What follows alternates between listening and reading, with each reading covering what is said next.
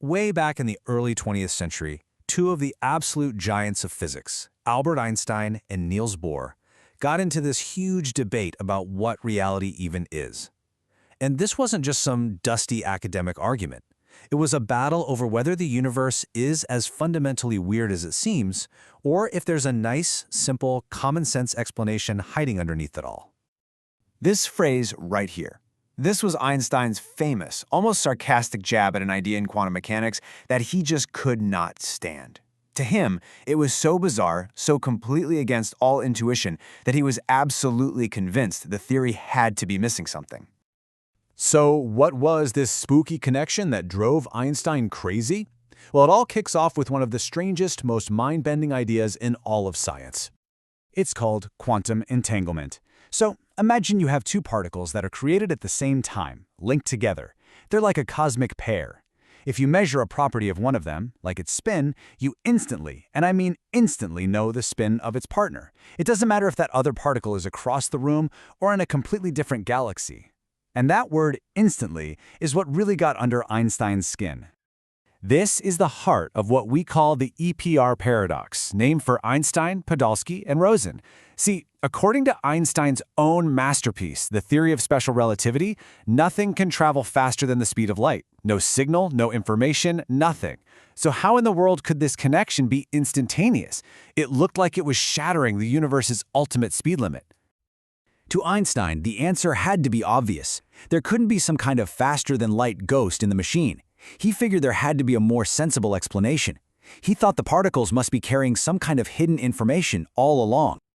Was there a way to explain this perfect, spooky connection without resorting to what felt like magic? Einstein was sure of it. He argued that no information was being sent at all because, well, it was already there from the very beginning. And here's where we see the big clash of worldviews. On one side, you have Einstein's local realism.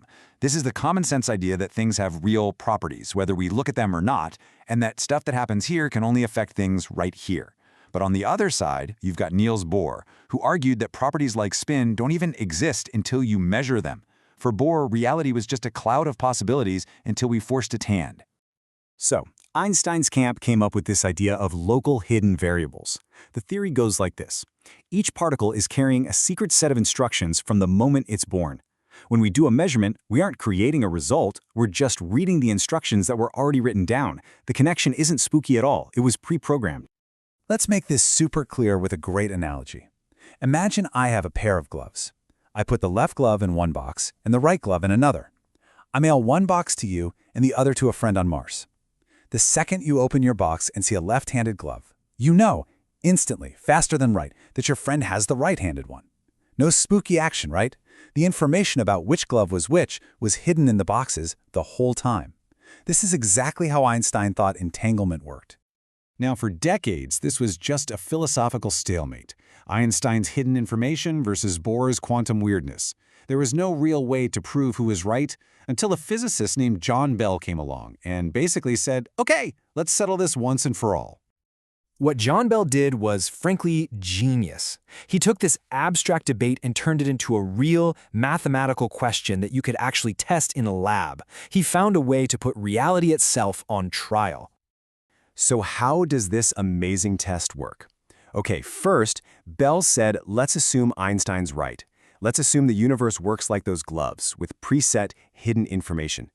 Based on that, he figured out the absolute maximum amount of correlation you could ever get between the particles. This limit is called Bell's inequality. But here's the brilliant part. Quantum mechanics predicted that the correlation should be stronger than Bell's limit. So you had two different predictions. All you had to do was run the experiment and see which one was right. All right, so the stage is set. The test is designed. Now for the moment of truth, where physics gives us the definitive answer. Starting back in the 70s and continuing right up to today with incredible precision, physicists have run these tests. They've done it again and again and again. And every single time, without fail, the result has been exactly the same. There's no doubt about it. The universe violates Bell's inequality. It breaks the common sense limit. What this means is that Einstein's comfortable picture of reality, the idea of local hidden variables, is wrong. The glove analogy, as nice as it sounds, is just not how the universe works. This forces us to accept a conclusion that sounds like something out of science fiction. The universe is non-local. What happens over here can have an immediate effect on what happens way over there, with nothing traveling between them.